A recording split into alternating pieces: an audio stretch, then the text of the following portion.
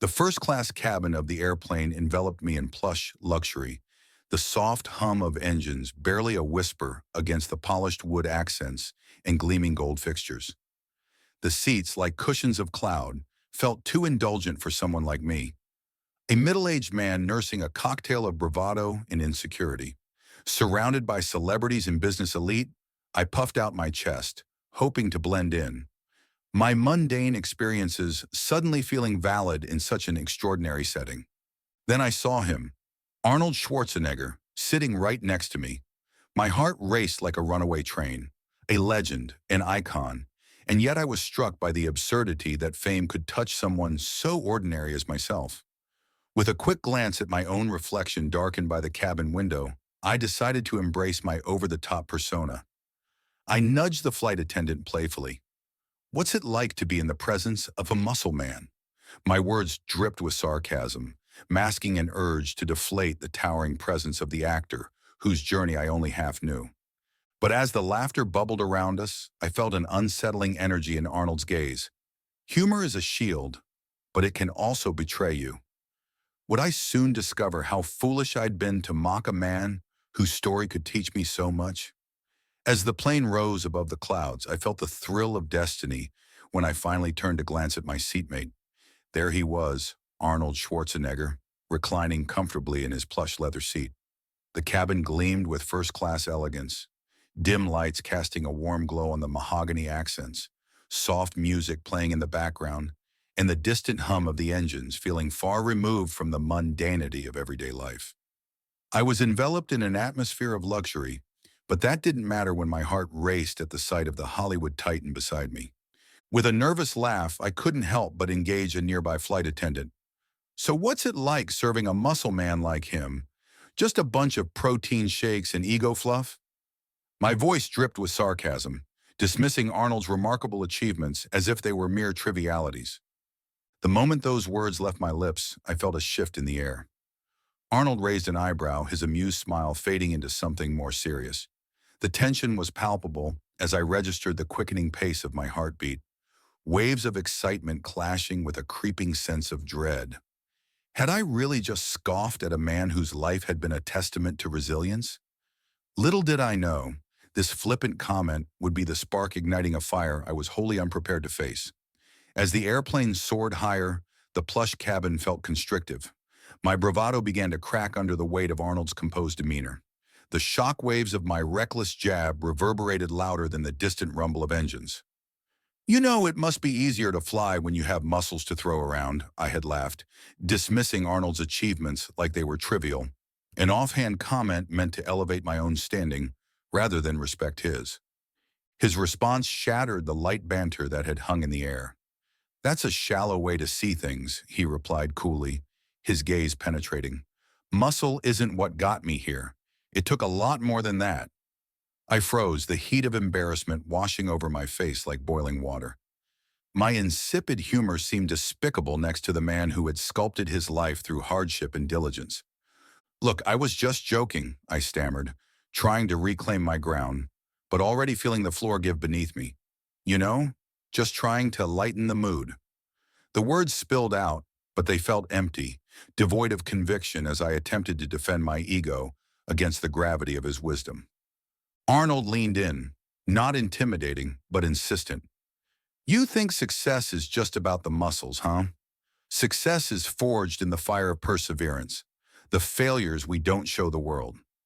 He spoke of his early days, the rejections and skepticism that had shadowed his ambitions. Each word struck like a hammer, dismantling my pretense. "Why does it bother you?" he pressed, a challenge glimmering in his eyes. "What have you developed in your life that makes you feel superior?" Suddenly, my chest tightened, frustration bubbling inside me. This wasn't just a conversation. It was an incisive exploration of my character. My defenses crumbled as I braced myself to confront what I had been denying, my own insecurities and misplaced judgment. Arnold leaned closer, his piercing gaze cutting through the nebulous cloud of my bravado. "You think you know me," he said, his voice steady yet filled with an intensity that made my skin prickle. "But you don't. You see every muscle, every roll, every headline." he paused, giving me a deliberate moment to absorb the weight of his words, is built on years of struggle and failure. Why do you think it's so easy for me to smile for the camera? Because I've embraced the darkness. I've built myself from it. My heart raced as a wave of vulnerability swept over me. I felt the hot flush of shame creeping up my neck. Listen, I was just trying to joke around, I stammered, my bravado withering beneath the gravity of his reflection. I didn't mean what? He interrupted, his tone suddenly sharp. Didn't mean to dehumanize me? To reduce my life to a punchline? What have you done that merits judgment of my journey? The question hung heavy in the air. What have I done? I opened my mouth, but no words emerged. The reality of my own mundane existence was sharper than I'd ever allowed myself to acknowledge. Sure, I had my fair share of good fortune, but fraught with insecurities and missed opportunities, I realized it felt unusually small next to his odyssey. I don't know, I finally admitted, my voice nearly a whisper.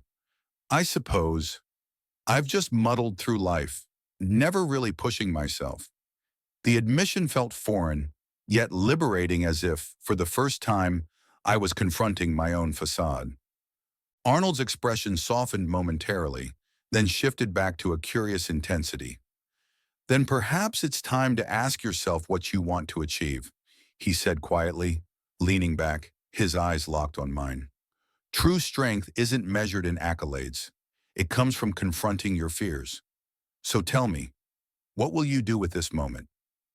The question rang in my mind, leaving an open chasm where thoughts of my life once resided, challenging me to confront the uncomfortable truth of my identity.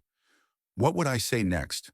What could I even say, knowing it might reveal the depths of my self-deception? Would I find courage or simply retreat into my shell once again? As the cabin pressure built up within the confined space of first class, I could feel my heart racing, a mix of embarrassment and an undercurrent of something deeper.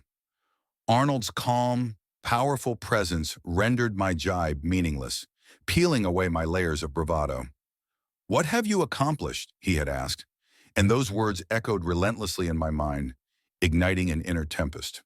Maybe I'm a bit of a jerk, I finally admitted, the raw honesty of my confession cracking the defensive wall I'd built around myself. I could see a flicker of surprise in Arnold's eyes, something softer than his usual ironclad aura. I'm sorry for how I treated you, for reducing your life to a punchline. I realize now that I know nothing about the sacrifices you've made. He leaned in closer, a hint of compassion gracing his face. It takes courage to admit you're wrong. There's growth in that humility. I've had my fair share of failures. They're part of the process. We see success, but rarely witness the battles fought behind the scenes. I inhaled deeply, feeling the weight of his wisdom settle within me. You're telling me someone like you has struggled too? I thought. He smiled, cutting me off gently. Don't mistake success for lack of suffering. Each of us carries our scars. Understand that, and you start to see the world through a different lens. Feeling small isn't the same as being weak.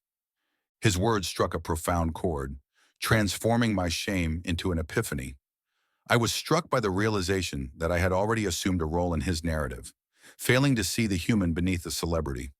So what do I do now? I whispered, vulnerability dripping from every syllable. Begin with respect, he replied firmly, rising previously oversimplified notions to life-affirming truths. You will discover strength in that. As he spoke, the intensity of the moment became palpable. We stood at the edge of a truth so liberating, it easily morphed into a turning point. I felt my self-centered world tumble, making way for a newfound respect for the tenacity hidden within each person we crossed paths with. As the plane touched down, I felt the weight of my experience settle within me, a newfound clarity honed through my confrontation with Arnold. Each moment replayed like a reel in my mind, the swift rebuke, the shared stories, and ultimately, my unexpected apology. I realized then that true strength isn't confined to physicality or fame. It lies in empathy and self-awareness. Arnold's parting words echoed in my thoughts, urging me to seek growth and to dismantle my prejudices, to abandon the bravado that once felt so comfortable. Stepping off the plane, I held my head a little higher, Knowing that I had crossed a threshold, I vowed to approach the world with humility, recognizing the stories behind each individual, celebrity or not. My encounter with Arnold ignited a shift within me, illustrating the power of vulnerability and reminding me that every person has a journey worth respecting. This experience wasn't merely a run-in, it was the beginning of my own transformation.